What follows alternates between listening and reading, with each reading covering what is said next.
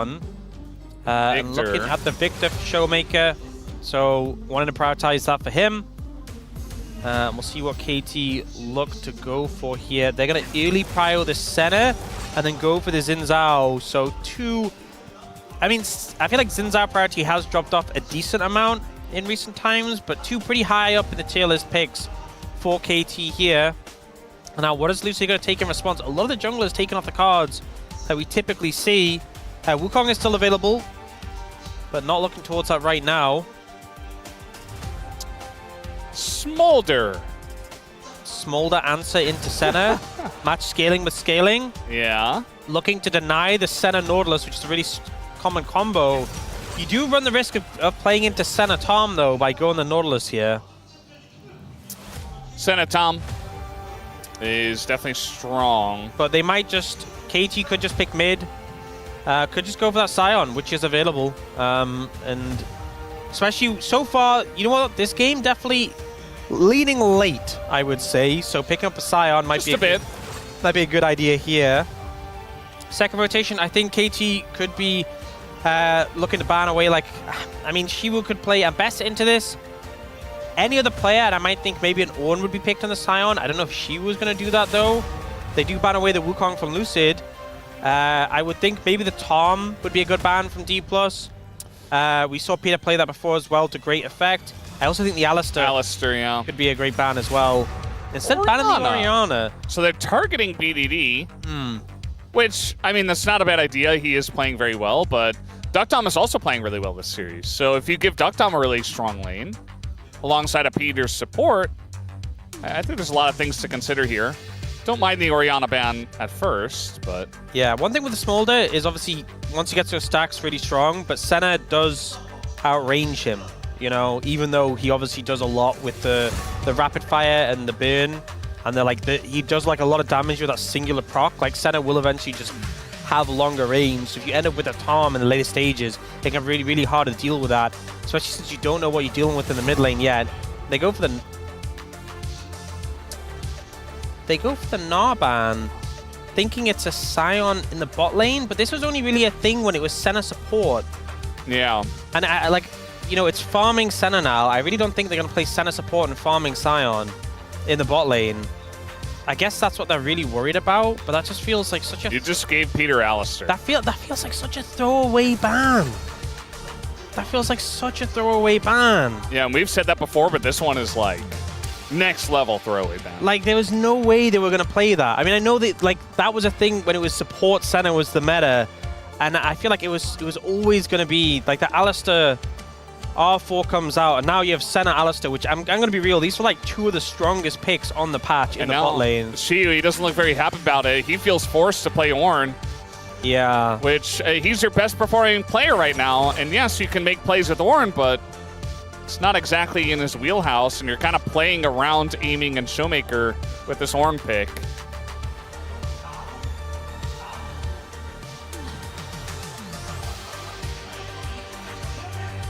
Okay, looking at the potentially the Kindred. But the thing is, like, you don't have prio top because Scion has early prio into Ornn. You're not going to have prio in the bot lane because it's Senna into the Smolder. Mid lane, you don't know the matchup yet. So I'm not really confident this Kindred's gonna get the ball rolling. You're kind of at the whim of KT, I feel like, in this game. That's a hefty amount of poke. You'd always love to outrange the victor if possible, but how about outranging everybody? Cassiopeia is going to be locked, and we're going to get BDD's Cassiopeia. I can't remember the last time he's played this champ. You know exactly what this comp does. It's very obvious. But again, as you've mentioned, I don't know if KT's going to give them the time of day to do that. I think because has a lot of ways to work with the Xin Zhao to gank a bunch of the lanes, and you gave Peter Alistair as well. A lot of playmaking potential here for KT. Let's see how it goes in game number 3.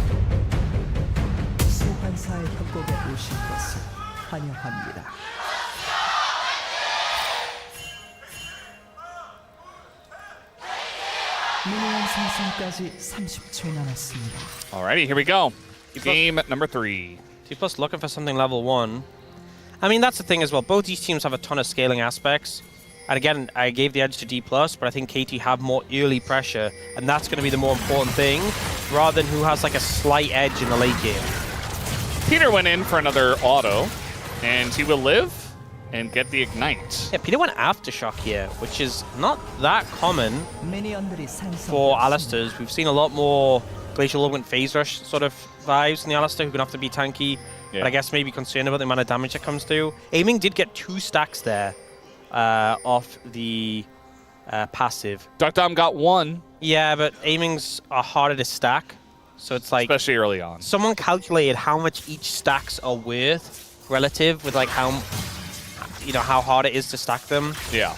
Like obviously like Cho'Gath stacks are worth a lot more than like Smolder stacks. And like Scion stacks are worth a lot less. A lot of stack in this game. A lot of stacking. I think really the most important stacks this game are going to be Lucid stacks. Because everyone else is going to get stacks eventually. They're going to come through. Like, faster is better, don't get me wrong. But if Lucid might just not get stacks. That is like a very real scenario that could happen. Yeah. And if he doesn't, he's going to be useless. And if he's useless, DPLUS's composition is going to struggle. And their bot lane... Guys, this is an Alistair level 1. When your lane is going like this against a level 1 Alistair, not a good time. You know something has gone wrong along the way. I mean, they could have expected it, but a lot of trading early, like running straight into Peter in melee range. This is just how the lane goes. And the thing is, it's fine. Like, Smolder is not bad in the Senna, because even though Senna has the lane advantage, like, you pick it to scale, right? Yeah. Like, I'm not saying this is like a terrible thing to happen. Yeah. The problem is that, like, you have a Kindred and you want a prio lane, and it's like, where is your prio lane? That's my issue. That's what I'm kind of pointing out here. It was in game 2. That's where their prio lane is. Yeah, that's where their prio lanes They had prio lanes in game 2. We didn't see it. Yeah. BDD, I feel like he's really feeling himself today. He's playing very well. And Cassiopeia is definitely one of those champs that, especially in pro, it's kind of like it's like a carpal tunnel simulator. You know, like there's a lot of clicking. Your spacing has to be perfect. He's probably really feeling himself to pick something like this. Obviously, his choices were very limited. You know, for those who've been along with us for the whole series so far, we mentioned at the start of the day, like imagine if your keyboard crashed during a fight and you have to start clicking instead. I don't think you could do that in Cassiopeia. No. Definitely not. That's one champ where you call the pause immediately. You could not just go into you could not just go into clicking mode. No. Looks like she was doing pretty good, pretty well up in the top lane. So that's working for DPLUS so far. Oh, did Lucid win the coin flip? Well, I don't see a stack. It appears not. So looks like no. Well, FF go next. That's how every Kindred player feels. Yeah. Mid lane not going very well here for Showmaker. It's been a little bit of a theme, unfortunately, in these 3 games. Obviously, into Cassio, you're not really going to win early as Victor. The long-term trading potential very good for the Cassio. Shu in a bit of trouble here, actually. I think he's beginning to realize it. Oh, he's very dead. He's over, though. Yeah. Timing of this could be okay, and yeah, Cuz just going to back away. Cuz rethinks it. Yeah. The thing is, I think he kind of thinks over, like, okay, how much value do I actually get from ganking compared to how bad it would be if I got counter ganked? And it would be pretty bad if you got counter ganked. Yeah. Because you know who Kindred is always going to have his mark on at the start of the game? The enemy jungler. Yep. So just don't give him an in.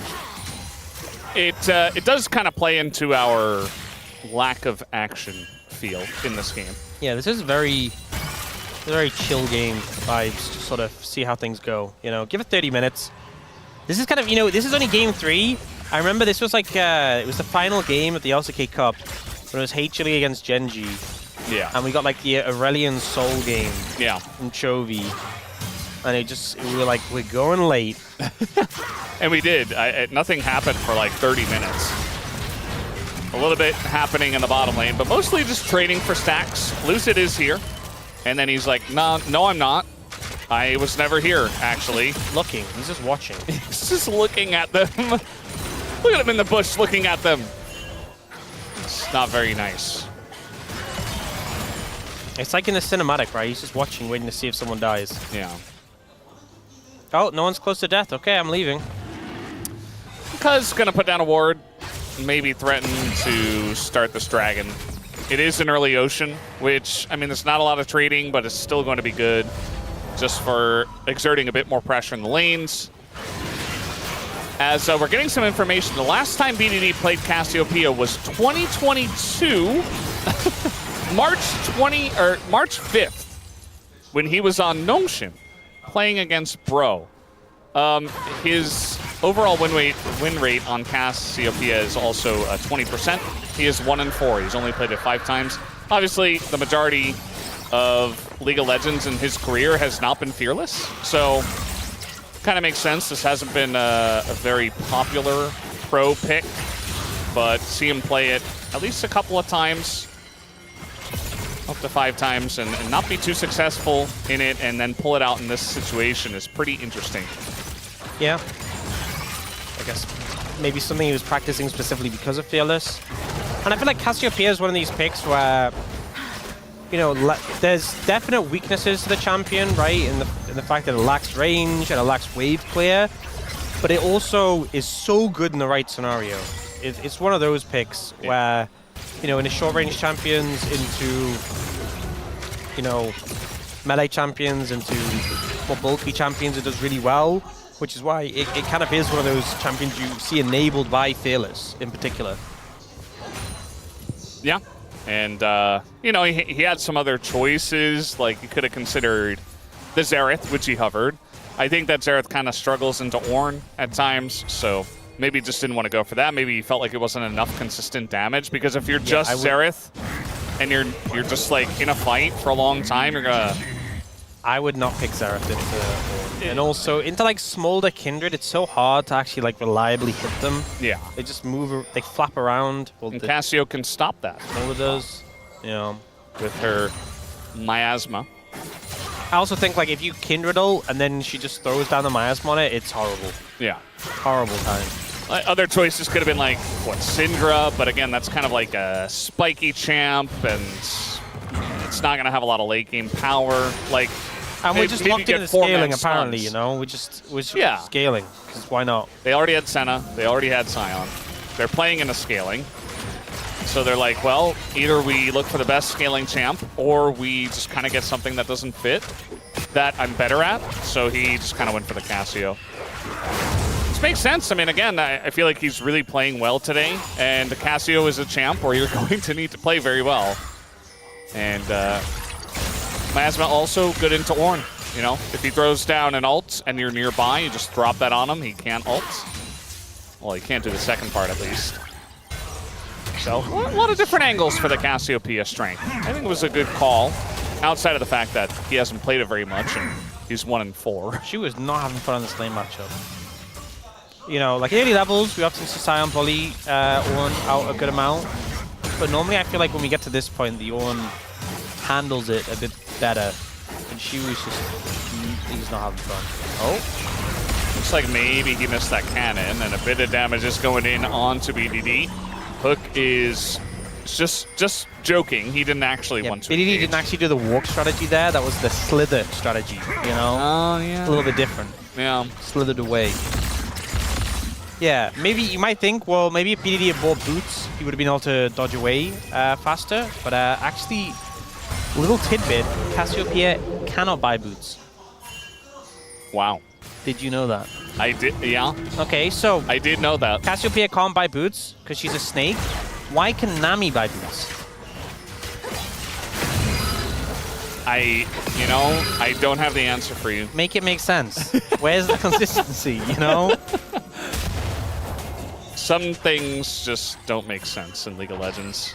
Like, it's at just least the way they are. At least Cassiopeia's actually touching the ground. Nami just floats, you know? Boots make Corki go faster. He's in a plane. What about Xerath? He's in a plane. He floats too, yeah. Yeah, he's floating. Why does he need boots? He didn't have, does he even have legs? He's like, I don't know. He's like a weird, you know? He's not even, I don't He's even like an elemental being? Yeah, why does he need Why does boots? he need boots? Yeah. Just to look fresh. A really good question. It's just to look fresh. He's one of those sneaker people. Yeah. If you go into Xerath's house, he just has a wall of Full of like sneakers. 40 different pairs of sneakers. Never wears them. They're all brand new. Yeah. It's an investment, Mom. You wouldn't understand. Oh, man. Oh, Xerath and his hobbies. This is why Azir never liked him. Azir just wanted to borrow some shoes, you know? Yeah. That's all it was about. That's the whole Shurima beef. You know, if anyone hasn't read the lore, that's 90% of it what right it is there. about, yeah. He's more of a utilitarian, you know? He's just kind of... It's all about using them for walking on the ground. Well, in fairness, Xerath was like, well, you can borrow one of my older pairs, right? And then, you know, Shurima's a man of the people. He was letting his sand soldiers use the shoes as well. And then Xerath got them back, and there was sand in them. Oh, no. That's what caused the whole beef. You know, if you go to Busan, you can get sand in your sneakers. Well, Xerath wouldn't like that. But Xerath wouldn't like that, but we got a bit of a fight. I'm just kidding. So anyway, about Busan. Really looking forward to that. Should be a lot of fun. Lucid just going to face check into where he knew Cassiopeia was. But he is Kindred, and he will live. The ult comes down, and the laser gets him. The Drake still goes over to KT, but that's a couple of kills now over to DK. Perfect does not have his flash. It's a third Chemtech soul in a row. And Perfect, very tanky, but I think eventually he just dies. And so 3 kills to DK, not half bad. I'm really off my game today. Sorry, guys. It is just Chemtech. 3 in a row. Yeah. That was... Okay, so initially they think they've caught Lucid, but he does this... It's this crazy play. So what he does is he presses R. In the meantime, Shiwu just solo kills Cuz as Ornn, by the way. That's a thing that happened. Yeah. So yeah, PDD dies on the Cassiopeia. And in the meantime, they just chase down Perfect. Crazy. So I was all like, yeah, DPLUS don't really have the early pressure. Apparently they do. And now, Showmaker, 2 kills in the bag. Shiwu got a solo kill in the Ornn. It's all looking good. Yeah. 800 gold lead. They're down 2 dragons. Who really cares? It's Chemtech Soul. I will say, though, Chemtech Soul, that Scion Shield, it's going to be fat. Yeah, it's going to be pretty big. Also, some pretty nice health bars on, you know, even the Alistair if he ults when he's low health, or obviously Scion is the other one. So you got some value there. On the side of DK, they have the Ornn mostly. Nautilus is not going to end up being too tanky. But yeah, I just thought they would be able to burst down Lucid. I thought they had the damage. Yeah, I think Cassiopeia is still at that point where she kind of just... It looks like she's doing damage. Like she's spitting out. She's like... Yeah. But she's not actually doing that much damage because she has like no AP. Just a lot of mana. He went Rod as well, so... Yeah, it's just a lot of mana. Yeah. Well, he's fully locked into the scaling, you know. This was the scaling game. Good idea. But, and BDD is playing the Snake Champion. He does have scales. But yeah, aiming, you know, we always playing mention a scales champion, scalesing. Yeah, that's a good point, because we always mention Smolder and obviously Renekton, but we never mention Cassiopeia. Yes, Renekton, the ultimate scalesing champion. Yeah. Thank you, Morgan. He doesn't scale very well, but he scales. Well, he does now with the ult damage. No, he doesn't. He still doesn't. Sorry, I'm not gonna perpetrate lies on our broadcast. Yeah. So Guyan mentioned that he picked Cassiopeia and not Xerath because he wants to go to Busan. Yeah, and Xerath doesn't want to go to Busan because he would get sand in his sneakers. Yeah, his very expensive sneakers that he has many pairs of. I'm glad we could establish that. Yeah. That's a good point. Probably not a good idea to pick Xerath. But as this game, or the series, comes along, like if DK wins this game, maybe we do get to a spot where he plays Xerath. Maybe. Maybe that's how DK win. Could also get me to a point where my prediction's correct, which, you know, isn't that what it's all about? It's exactly what Mao would say and not me. Yeah. Definitely. Okay. Oh, aiming. Whoa! Aiming, skanking over the wall. He picked up, I think, 2 or maybe 3 stacks. Here comes Scion and now ROLSTER. So, not really sure about that play, but... You know, aiming got 3 stacks. You know, look, Beryl is a player who I think many times has played too aggressive and died for it. I ain't blaming him for that one, right? Aiming flies over the wall and Beryl dies for it. You know, a little bit crazy, a little bit over aggressive. They do get Dogdam's flash though, so you know there is something from it. They're now they are looking to fight for this 4v5. They don't have their Nautilus. It's gone. And now the ult comes down, and the Ornn is just stuck on the Miasma. Finally gets out, just barely as the sun doesn't come down. And now the counter ult does come down. Only his nice Scion. dodge. Yep, good dodge. Bit of damage here from aiming. He's just collecting stacks. There's some more stacks. And yeah, nobody's actually fighting. Maybe able to go for perfect though, as he is trying to run, but he's not quite able to run fast enough. So the kill goes to aiming actually. Okay, I mean, if the goal was getting stacks, that was a huge team fight, you know, from DPLUS. It was like they got the trade back, massive, but also aiming actually got so much stacks because he got so much AoE down there. So 161, he's actually coming along pretty well in that department. This was yeah, Stacks. it was a play, and then Beryl was like, I'm here, I'm ready for you. 4. He got 4 stacks. Yeah, that was a play. But then here, so this one was a little bit scrappy. Shiru ends up getting ulted immediately, and they just don't quite have enough damage to kill him immediately. But then, like, oh no, never mind. Too much fighting. Guys, I know these are scaling comps, but we have to fight now. Yeah. Not sure about that. Peril takes a big chunk already. Perfect, though, is getting chunked massively. Might have to flash out of this one as he goes in first, and then he goes out. Shiyu gonna come down here, but the smite should go. Yes, it will. Over to KT. Cuz throws down his circle, but a lot of low health bars here on the side of KT. BDD at least gets the 1 kill, but they have to abandon ship. It looks like Perfect might just be the sacrifice again. The Showmaker picks up yet another kill. Looking for a bit more backing on the ward right here is Dogdam. As, yeah, he might just die. 1 clap does it, and the flash over the wall, and Lucid picks up the kill. Still no stack as he only has 1 so far. And now he gets popped over to the side of BDD. It's KT. They're turning this fight around about 2 minutes later. Continuing to go in on to Siu, who is desperately trying to get away. And might just be able to, Cuz continuing to go in. BDD still here, and now with the combo coming down, looks like Shu is just dead. And they even give that kill over to BDD. You know, I was ready to flame Dogdam for that recall, but it was all a bait, allegedly. Perhaps, excellent play. Maybe. Yes, totally, surely. Feature strength go over to DPLUS. Oh no, they're looking for Showmaker. Uh-oh. He's got it. Nice flash. There it is. Flash comes in. And the Sentinel ult over the top keeps him alive. Looks like he was going to live anyway, but no damage really comes in. Now aiming, walking down very fast. And Beryl's going to hook him in here. Not sure about that one, Beryl. As now he is being taken for a walk, and the ult comes down and is aiming! Aiming looks straight into the eyes of the snake and gets punished for it, and Showmaker gets baited. He's got 3 kills and 0 deaths, and Dogdam collects huge amounts of cash money. The MVP of the play, Dogdam, who set it all up with his recall, comes back to get the kill. No, but in all seriousness, Hours later. BDD is so locked in to going to Busan, just slithering about on the sand, getting a huge ult on aiming, and this game, you know, game 2 feels like the outlier where things were one-sided. This game is chaos again, like game 1. This fight, you know, Perfect, he's like, guys, finish the dragon quickly, I'll hold them off. And he's like, guys, quickly. And they're just taking so long to kill this dragon. Eventually they get it. BDD doesn't get huge value with the ult, but they managed to kill Beryl, and initially it looks like it's just a Beryl for Perfect trade, which seems like everything is a Beryl for Perfect trade. And then this recall, which the tower was right there. There's no reason to be recalling there.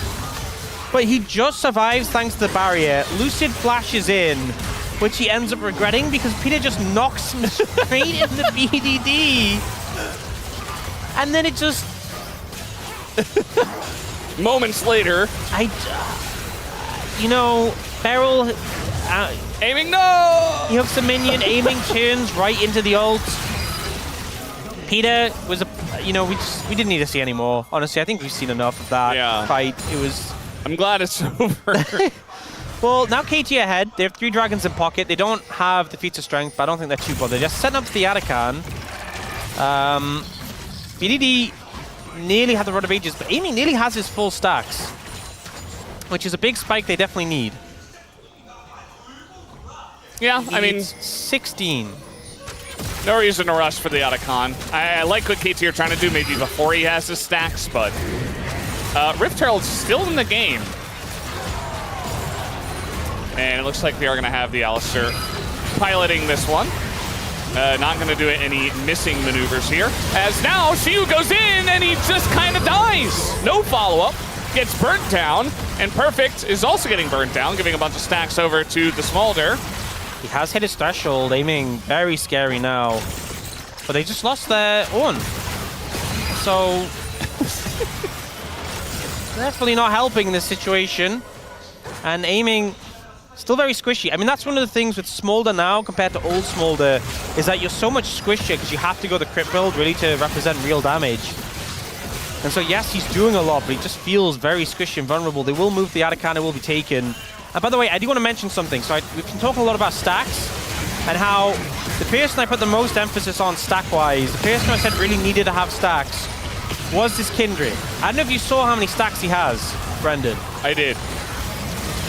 2. 2. He's not a champion yet. Like, Kindred's range is so bad until he gets 4 stacks. Yeah.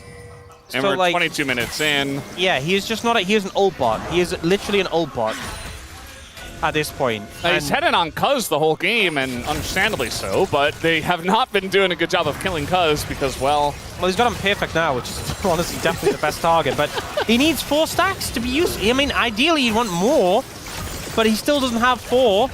And the thing is, it means it's all on Aiming and Showmaker, and Showmaker's not that strong. Aiming is pretty strong at least, but it's like it's Smolder or bust at this point.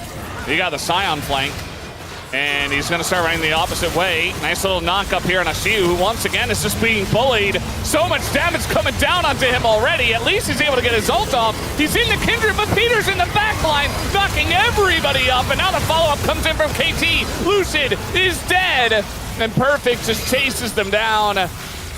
Alongside of Peter, just going to taxi them out of this one. And the Dragon is up, and that will be Chemtech Soul for KT. Yep, and a lot of value from that. The healing available to the center, the shielding for the Scion, but also just if you get someone low, then it's going to be so much harder to kill. You're already struggling to cut through these health bars. Yep. Cassiopeia, Xin Zhao, ROLSTER, Scion. It's basically only Senna who doesn't get a huge amount of value from the Soul. Oh, and now they're no! hitting in mid! Their root's going to come down, and Aiming just dies for free! KT! They're going up, up, up on this roller coaster, and I don't see any signs of coming down yet. No one was ready to call a 3-0. Did we just get a shot of fans leaving? Oh, my. Oh, man. Okay, the one thing, the one saving grace is that the hype can't get any higher for KT than right now. Yeah. Can't get any more excited than right now, you know.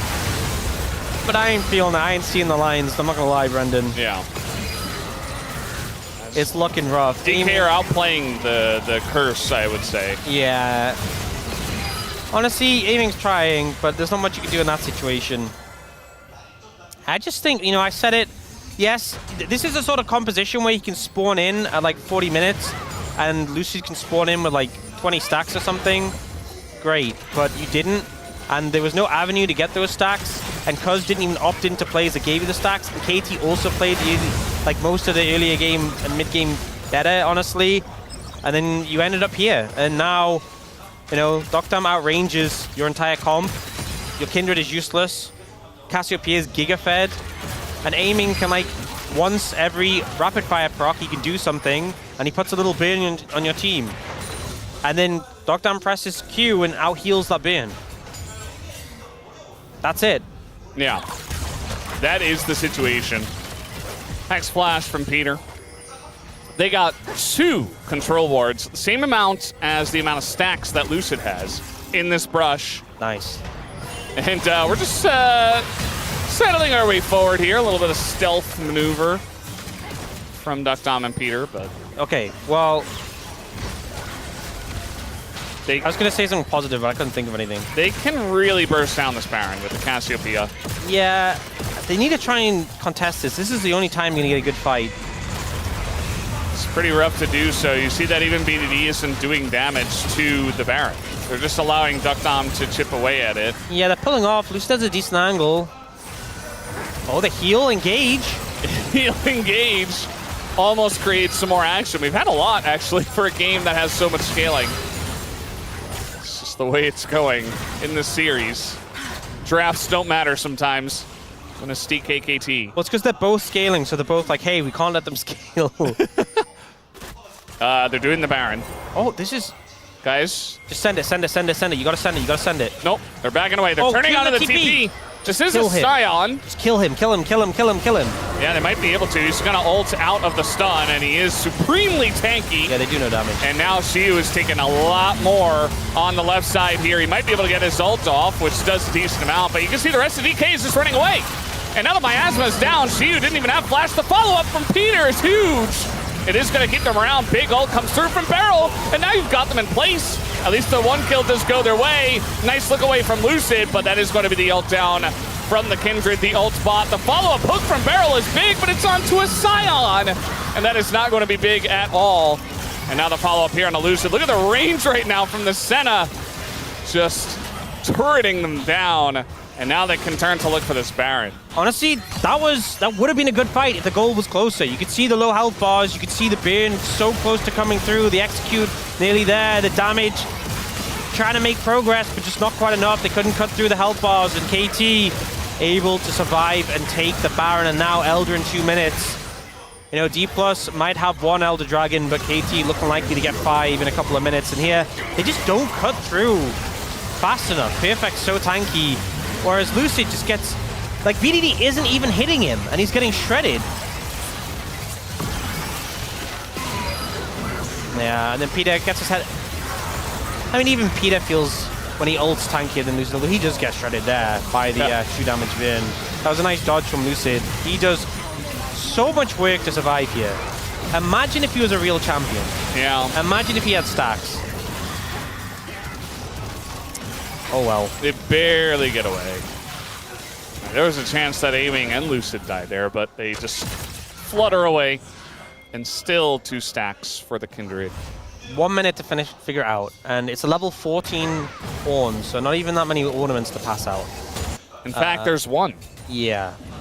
Onto Victor. Like. BDD's Fire level Torch. 17.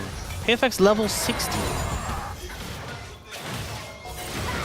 BD has 4 items, by the way. He just keeps doing this. Getting really fed, picking up POMs. Unfortunately, for Perfect, not exactly the highlight series, but you know, he played well still. He's just not put in that position that he was in the best of 3. And now, once again, Shiyu's kind of the bait in the front line. Sworn ult could be good. It's going to hit BDD at least. And now we have a bit of damage coming down. The Nautilus ult out of BDD as well is going to zone him away for quite a while. But now we got the flash in for Perfect. Trying to engage, and Beryl just going to be chopped away at as he gets taken down. Big stun onto 3. And now Peter going to go down. That's going to make this Chaos Storm quite large. And KT is going to dodge all that and just run away.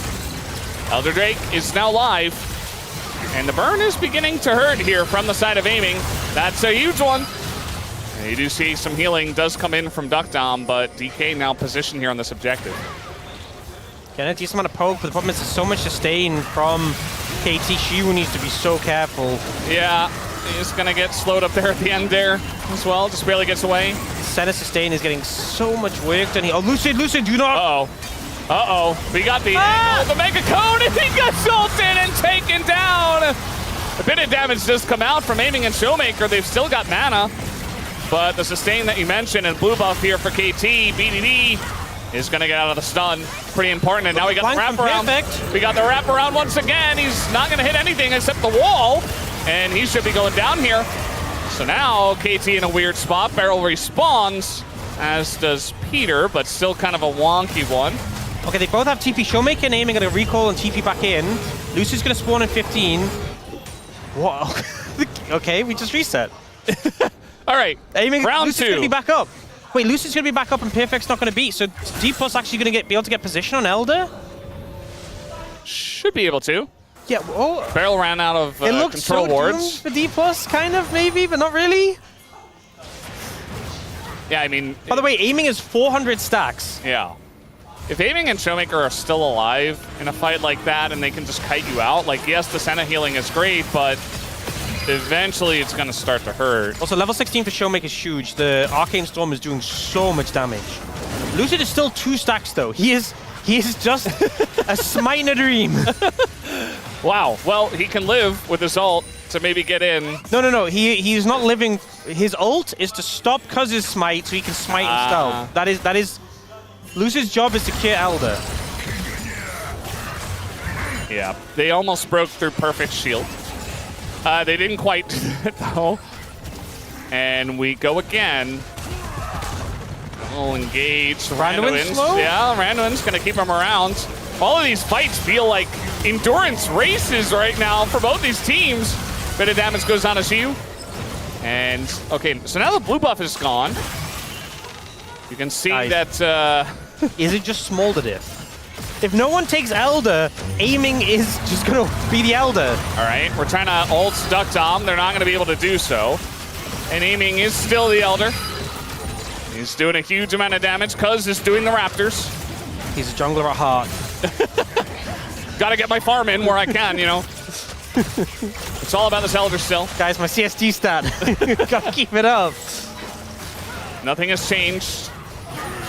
We're still fighting the same fight from 3 minutes ago. Baron is going to spawn in a minute now. The Elder spawned while KT had the Baron. And now engaging onto the Ornn. That's a good one from Peter. Finds the front line. And Lucy going to be forced to ult early. Aiming, trying to run out of the ult. He's going to be pulled out of the stun, but still aiming goes down. And now it seems like the dominoes will fall again as 4 members go down for DK. KT looking to push in towards Showmaker. Not even going to look at that Elder Dragon. And aiming did 8k damage, and it still didn't matter. Still not enough AK damage. Half a Perfect's health bar, apparently. KT able to hold on strong.